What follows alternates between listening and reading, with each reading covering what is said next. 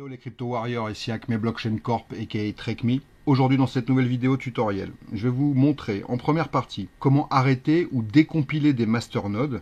Donc ici en l'occurrence, le but ça va être d'arrêter un lot de security node FDR, donc hébergés actuellement chez masternode.biz, d'accord, et on va les recompiler en cache node qu'on hébergera donc chez Fanio Masternode V2. J'y reviens dans quelques secondes.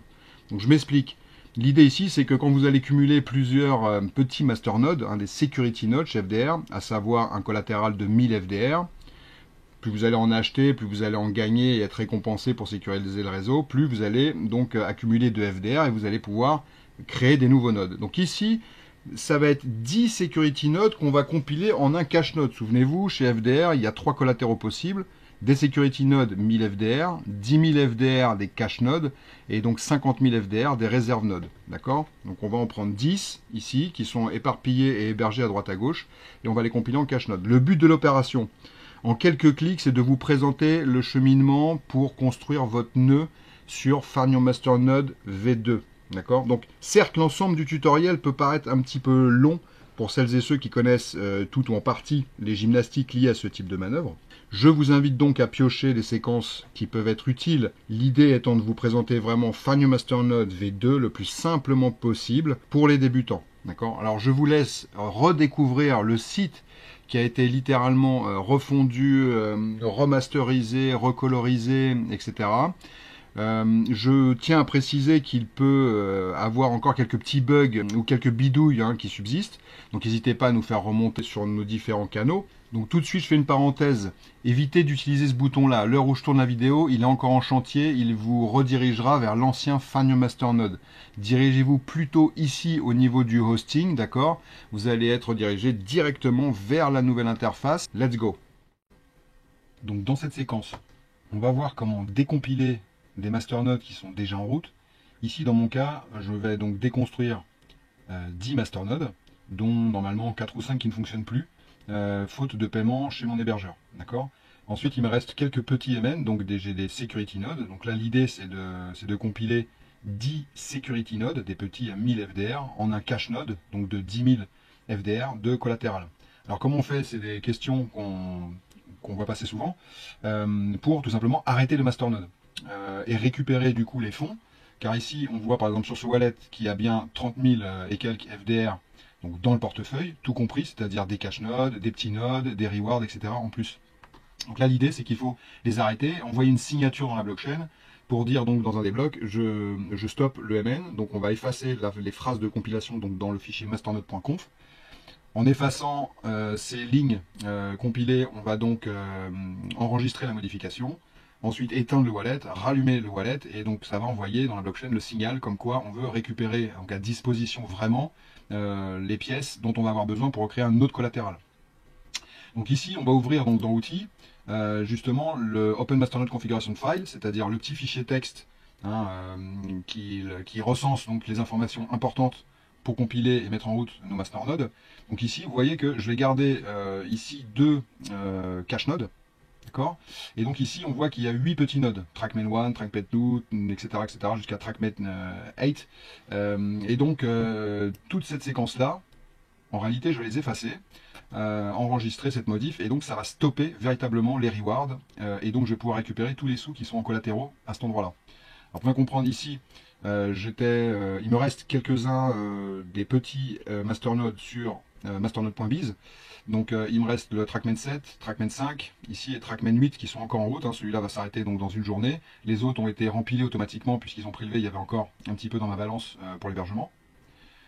Je vais laisser Cache TrackMan 3 et Cache TrackMan 2 ici chez masternode.biz. Et nous, le but, c'est d'aller vous montrer ensuite le cheminement.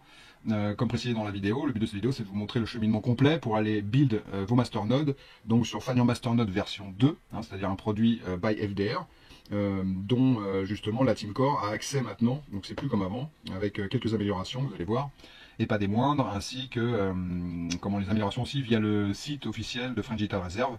Donc voilà, donc ça c'est vraiment notre hébergeur. Donc je vais aller compiler 10 petits SN en un seul cache node, et on va aller voir comment ça se passe après du côté Fanio Masternode.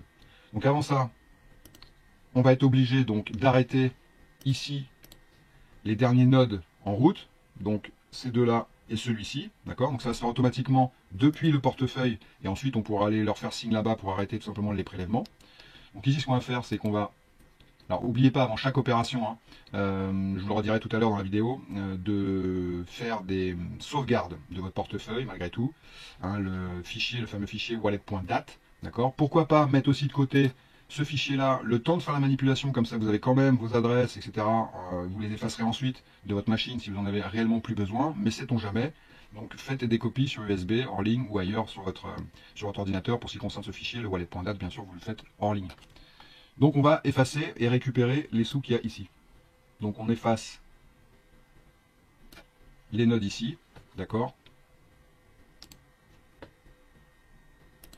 OK. Fichier, enregistrer la modification, d'accord? On peut fermer ce fichier-là, OK? Et on va fermer notre wallet avant de le rallumer et d'envoyer le signal à la blockchain pour libérer les collatéraux qui étaient dans des security nodes. On attend un petit peu, on ferme proprement le portefeuille, vous vous souvenez de la petite fenêtre. Très bien. On peut donc aller rallumer le portefeuille.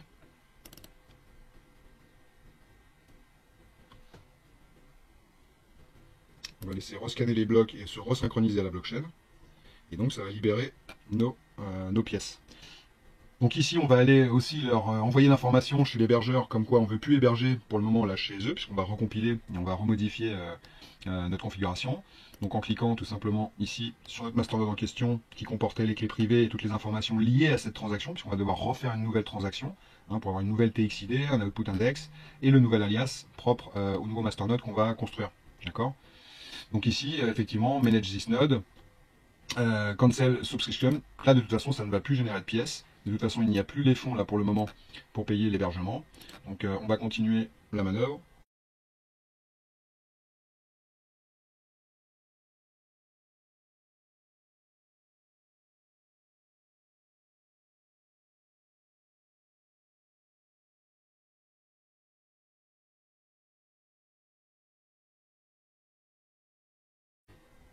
Donc là les abonnements vont bien s'arrêter. Le portefeuille a dû se resynchroniser. Donc ici, on va aller donc piocher maintenant dans les pièces qui sont libérées. Avant cela, on va donc créer une adresse pour accueillir nos 10 000 pièces, d'accord, qui vont servir de collatéral pour le cash node. Donc on va aller créer une nouvelle adresse vierge, donc adresse d'envoi, adresse de réception plutôt. D'accord, on va faire nouveau. On va l'appeler cashtrack mn1 puisqu'on a un 2 et un 3 sur ce portefeuille. D'accord, cashtrack mn1 qui va nous servir d'alias ensuite pour compiler notre masternode. On met OK. Voilà. On a donc une nouvelle adresse. Je copie l'adresse.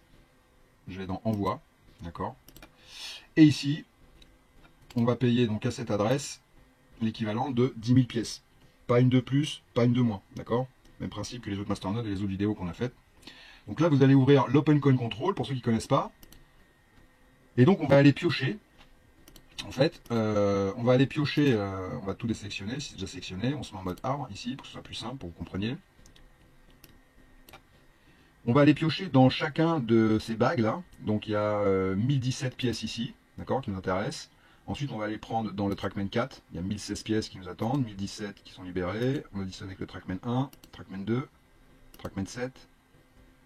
Ici il y en a 2752 à récupérer, ici il y en a 8 en stock sur ce TMN là. Et donc ici on voit que le montant total de nos pièces qu'on va piocher là-dedans dans nos bagues, il est de 9862.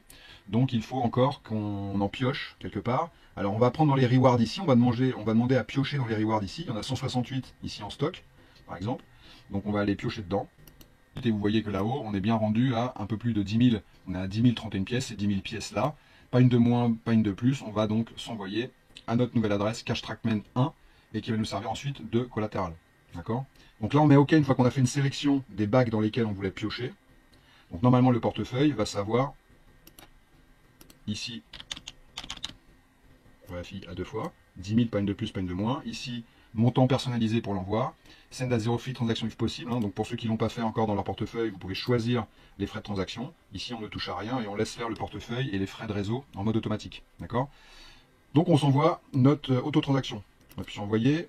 On a chiffré notre portefeuille, donc on va le libérer.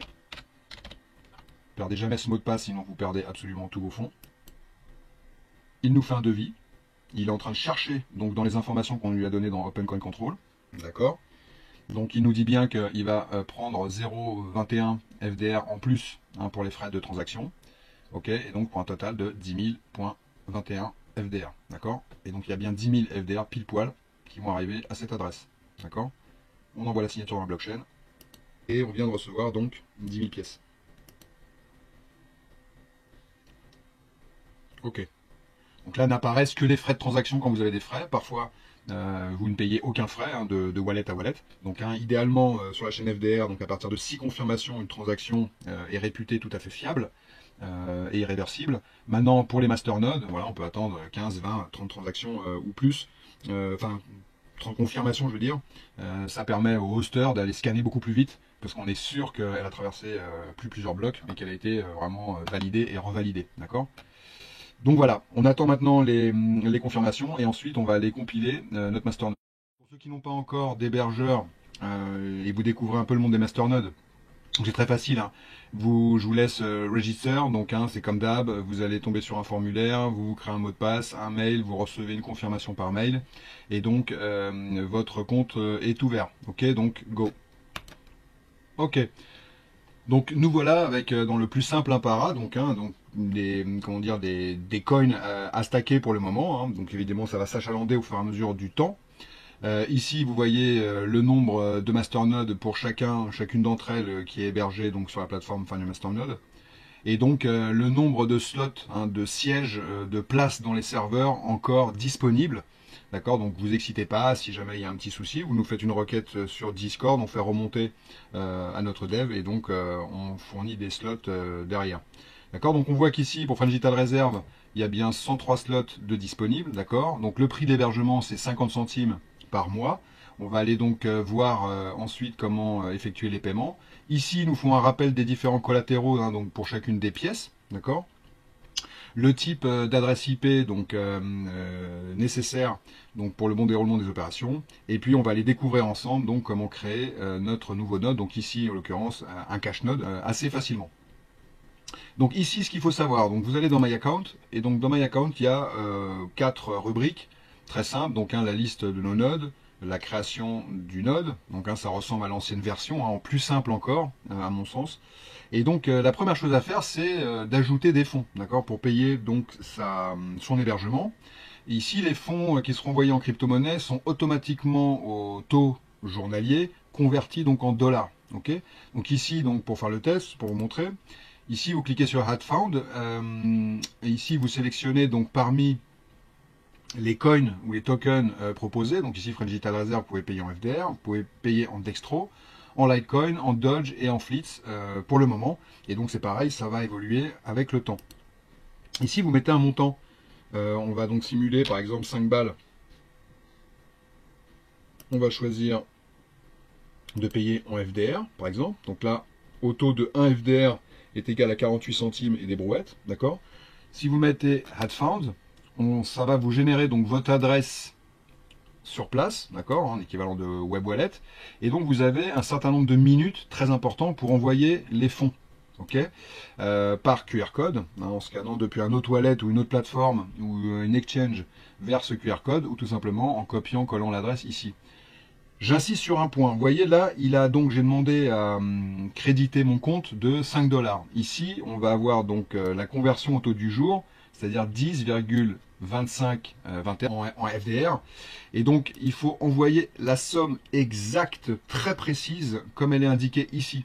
Sinon, vous ne recevrez pas vos fonds et vous serez obligé de faire un ticket pour que vous soyez remboursé dans un premier temps et que vous renvoyez exactement la somme exacte avec le taux journalier. Donc, soyez hyper vigilant, d'accord, d'envoyer exactement ce que la plateforme vous impose d'envoyer en termes de chiffres. Donc, faites bien vos petites déductions. Si ce n'est pas fait automatiquement depuis le wallet émetteur, faites-le à la mano, à la calculette, mais soyez très précis, sinon vous ne serez pas crédité. Okay, et donc, vous avez ensuite votre deposit history, donc vous voyez, moi ici j'ai fait un test justement qui est failed, j'avais envoyé normalement on m'avait demandé 8.8774 FDR Et donc j'avais envoyé 9 et quelques pour faire un test justement, donc l'équivalent de 5 $, même un peu plus. Effectivement, j'ai pas été crédité. Donc ça a été renvoyé sur mon portefeuille après avoir fait un ticket. Et donc je suis revenu avec le montant exact à l'heure où j'ai demandé à faire à créditer mon compte. Et donc c'était bien 8.1812. Et donc là j'ai été crédité instantanément. Donc vous avez de toute façon un historique de vos transactions ici dans cette section. Ok. Donc nous on va aller créer un node. C'est le but de l'opération, donc c'est bien French Digital Reserve, et donc on va aller créer ici notre nœud. Ok. Alors, on va reprendre l'alias, d'accord. Il nous demande donc l'alias, le nom de notre masternode, c'est le nom qu'on a donné à notre adresse, qui va nous servir plus tard au moment d'archiver la phrase de compilation, pour le mettre en route. Donc, souvenez-vous ici, c'était cachetrack mn1. On va rentrer la TXID donc, de notre masternode, on va aller ensuite la checker. Okay. Et donc normalement il va nous donner l'output index. Okay. Donc on retourne dans notre portefeuille. Ici, entre la dernière séquence et ce moment, on est à 26 confirmations. D'accord. Donc c'est normalement largement assez pour aller donc indiquer à notre hébergeur comme quoi on s'est fait auto-transaction. Donc ici je voulais vous refaire une parenthèse. Car donc tout à l'heure j'avais mal calibré la séquence précédente où je vous montrais donc les options du portefeuille. On a parlé donc du fichier texte masternode.conf. Donc je voulais réduire un petit peu. Ça se passait ici au niveau de outils. D'accord. Donc le reste on a vu comment faire. Le fichier .text il se trouve ici au moment où on décompile nos masternodes. D'accord. Ça se passe ici. Ok. Il nous ouvre le fichier texte. Voilà, et on se retrouve avec ce fichier-là qu'on avait donc effacé, et on avait donc enregistré la modification. Vous vous souvenez? Voilà, donc là je vais le laisser un petit peu plus petit, comme ça on a une vision sur les options. Donc je reviens, on est à 29 confirmations, donc depuis la dernière séquence, donc c'est largement assez pour build notre node, il sera reconnu par l'hébergeur. Alors on va aller ici dans le petit parchemin, d'accord, on survole ici très simplement, d'accord, on clique droit, on va copier l'identifiant de transaction, ici, pour aller l'indiquer donc chez notre hébergeur. Ok, on va aller checker la TXID, voir si elle est authentique, d'accord. Donc la TXID est bien valide, il nous la remet et il y a un output index donc 0, d'accord. On close, très bien, et on crée le masternode. Donc vous ne rafraîchissez pas la page pendant qu'il est en train de construire, il vous réserve le slot, il va débiter donc par votre crédit d'hébergement, d'accord. Et donc il va vous allouer une clé privée, la phrase de compilation à rentrer dans notre masternode.conf avant le démarrage. Voilà. Donc là on a toutes les infos liées, donc ça va super vite, vous voyez, c'est très très simple. Il fait tout à notre place ou presque. Donc on a bien l'alias, cachetrack mn1, d'accord, la TXID, ok, l'output index, une private key, d'accord, qui va nous servir donc à la phrase de compilation, pardon, l'adresse IP allouée donc pour ce slot, d'accord, le port 12474 comme d'habitude, c'est les ports donc, de la blockchain FDR. Et donc ici, on a la phrase complète à copier-coller très simplement, d'accord. Donc vous prenez ici le petit icône, comme ça vous ne faites pas d'erreur, vous avez vraiment la totalité de la phrase, d'accord. Donc je copie ma phrase de compile, je retourne dans mon portefeuille. Donc là, même s'il est allumé, vous pouvez le faire aussi éteint en passant directement par le chemin disque dur, utilisateur, AppData, roaming, FD réserve. Vous ouvrez donc votre fichier. Je vais vous le montrer après pour les dernières prérogatives de sécurité. Et donc vous pouvez le remplir par là-bas. Donc pour retrouver le chemin de votre racine de votre portefeuille, si votre portefeuille est éteint au moment de faire cette manip-là, d'accord. Vous allez dans la racine de votre portefeuille, donc disque dur local, disque local C ou autre en fonction de là où vous l'avez hébergé, d'accord. Vous allez dans utilisateur à nouveau, donc votre nom, suivant le nom que vous avez donné à votre ordinateur. Vous allez dans AppData, roaming, ici vous cherchez FD réserve, d'accord, la racine complète et la structure de votre portefeuille, d'accord. Et vous avez aussi ici le même fichier qu'on avait depuis le wallet, il serait où? Depuis cette icône là. Voilà, donc là nous on va le rentrer ici, d'accord. On va fichier enregistrer, ok. Je peux fermer ce bout de fichier.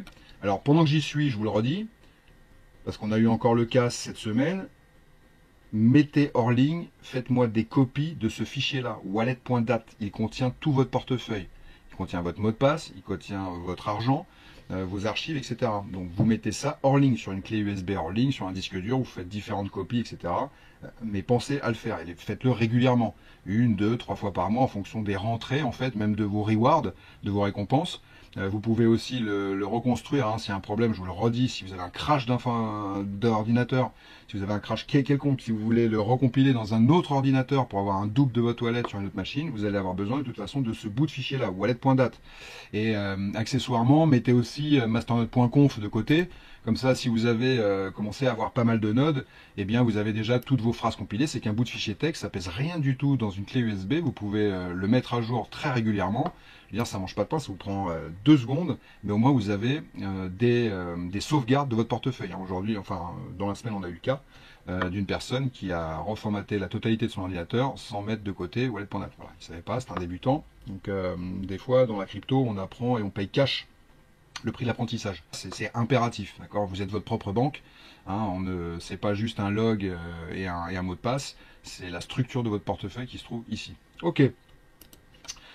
Revenons à notre portefeuille. On va vérifier ici d'ailleurs. Hein. On vient de le faire donc depuis la racine. On voit que le fichier il a bien été enregistré aussi par ici. D'accord, très bien. On peut fermer. On va donc fermer le portefeuille proprement. On attend bien. Voilà. Il nous a donc créé un petit script, hein, parce qu'évidemment là il y a eu un petit changement. On va donc le redémarrer, on peut même le redémarrer par ici. En chargeant les blocs, il envoie l'information à la blockchain, comme quoi il se rallume avec évidemment une nouvelle information cruciale dans sa configuration, c'est-à-dire cette ligne de masternode, avec le collatéral, et donc ça va envoyer l'information à l'hébergeur. On laisse bien charger correctement. Ici, on laisse les synchronisations des données additionnelles se terminer. Ok, une fois que donc il a complètement synchronisé, que vous voyez apparaître donc les datas ici, on va pouvoir aller donc dans la console de débogage pour aller faire donc le démarrage de notre masternode. D'accord? Vous allez dans outils, ok, console de débogage. Voilà. Ici, on est bien dans la console de débogage. Donc, je vais faire l'erreur exprès pour ceux qui ne l'ont pas encore faite pour les débutants. Donc, la phrase, c'est vrai qu'elle n'est pas donnée directement, mais je la mettrai sous la vidéo. Donc start masternode espace alias espace false. D'accord. Ensuite vous mettez, attention c'est sensible à la case, vous mettez donc le nom de votre adresse de réception sur lequel vous avez envoyé votre collatéral, hein, votre auto-transaction donc de 10 000, 1000 ou 50 000 FDR. D'accord. C'est l'alias que vous avez mis également sur l'hébergeur. Ok. Et on va le copier directement. D'accord. On appuie sur Start. Donc là, il y a une erreur qui nous dit qu'effectivement, il faut déverrouiller le portefeuille. Vous voyez, c'est une opération donc importante du portefeuille, donc il nous met en sécurité. Et donc là, il nous dit que le portefeuille est crypté, il est chiffré, il est verrouillé. Donc évidemment, il faut faire son mot de passe avant toute opération. Donc vous inquiétez pas si vous voyez cette phrase en rouge, c'est une phrase d'erreur, il suffit de la lire. Ok. Donc on renote sa phrase de démarrage. Start masternode alias false cache track main one. D'accord. Enter. Ok.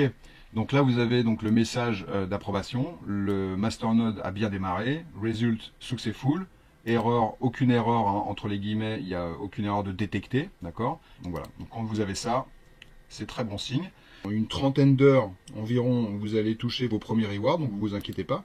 Au bout de 30 heures, si vraiment vous voyez rien arriver, 30 heures ou un petit peu au-delà, on va aller vérifier dans notre portefeuille, nous ici, dans la liste des masternodes. Donc, si tout va bien, on voit bien que le statut, il est bien en route, d'accord. Donc depuis 0 minutes, 0 secondes. Vous vous inquiétez pas non plus, avec le temps d'activité, ça prend un certain temps avant de se synchroniser et de vous envoyer un eurodatage ici. Donc pas de panique. Pareil, c'est des questions qui reviennent souvent.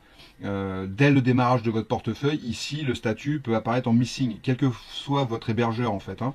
Il faut vraiment le temps qu'il se synchronise à tous les peers, tous les nœuds, qu'ils soient bien reconnus, etc. Et donc il passe en enable, ça peut prendre plusieurs minutes, plusieurs longues minutes. Donc ne vous inquiétez pas. Au-delà de ces longues minutes, si vraiment votre masternode, vous voyez qu'il n'a rien généré dans la journée ou qu'il y a une erreur côté hoster ou côté portefeuille, là dans ce cas-là, venez nous voir, on réfléchit et on voit provenir l'erreur. Bon, c'est souvent une erreur bête et méchante, hein.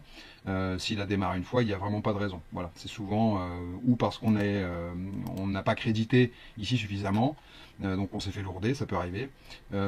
Si vraiment il ne démarre pas du tout et que vous avez des erreurs bizarroïdes au moment du démarrage dans la console de débogage, d'accord, bon bah là, n'hésitez pas, pareil, à nous venir nous voir et on vous dépannera. Vous venez nous voir, donc je le répète, sur le serveur, quasi 24 sur 24, hein, vous pouvez nous contacter et donc nous exposer par screen ou par écrit vos problématiques. Voilà. Voilà, on voit que ici, donc il n'a pas encore tout à fait l'information, c'est en train de passer les validations dans la blockchain. Donc on a bien notre crédit normalement qui va être débité, d'accord. Masternode hébergé, donc il a repéré qu'il y en avait donc un premier, d'accord. Et donc ensuite, il y a les datas, au fur et à mesure que vous allez utiliser la plateforme, les datas vont s'afficher et s'archiver sur votre tableau de bord. Donc voilà, une fois que le statut est passé en vert, vous pouvez donc éteindre votre portefeuille, ça va faire le travail donc à distance, c'est le principe des masternodes. Et comme je vous disais à l'instant, donc au bout de 30 heures max, 30-35 heures maximum, vous allez recevoir vos premiers rewards. Donc vous rallumez votre portefeuille, vous attendez que tout se synchronise. Vous pouvez faire des vérifications de bon fonctionnement. Et puis après, c'est la course vers les prochains nodes. Je peux que vous inviter à aller avec vos rewards, les accumuler précieusement, scrupuleusement, et d'aller donc construire plein de petits nodes. Plus il y en a, plus on sécurise le réseau, plus on participe à la création monétaire. Donc c'est un vrai engagement d'avoir des masternodes. Donc voilà, le statut est passé Enable. Donc à partir de maintenant, il mine, il sécurise le réseau en quelque sorte. Et donc vous allez recevoir vos récompenses. Un grand merci à tous d'avoir suivi ce tuto jusqu'à la fin. Un spécial big up à toute l'équipe marketing, communication, les devs, webmasters, les équipes qui bossent dans l'ombre et les gros mindsets, la team core au complet et surtout, sans oublier bien sûr, la communauté FDR. Vous êtes de plus en plus nombreux et nombreux à nous rejoindre. Construire vos nœuds, participer à la sécurité et l'émancipation de l'écosystème et de notre blockchain en général, ça fait vraiment plaisir. Merci de votre confiance. N'oubliez pas de liker, partager, n'hésitez pas à poser vos questions en commentaire. Sur nos divers canaux Discord, Telegram, Twitter, on se fera un plaisir de vous guider, de vous dépanner. On est dispo quasiment 24 sur 24 et toute l'année. À très bientôt sur le réseau. L'Odyssée suit son cours. Bye bye.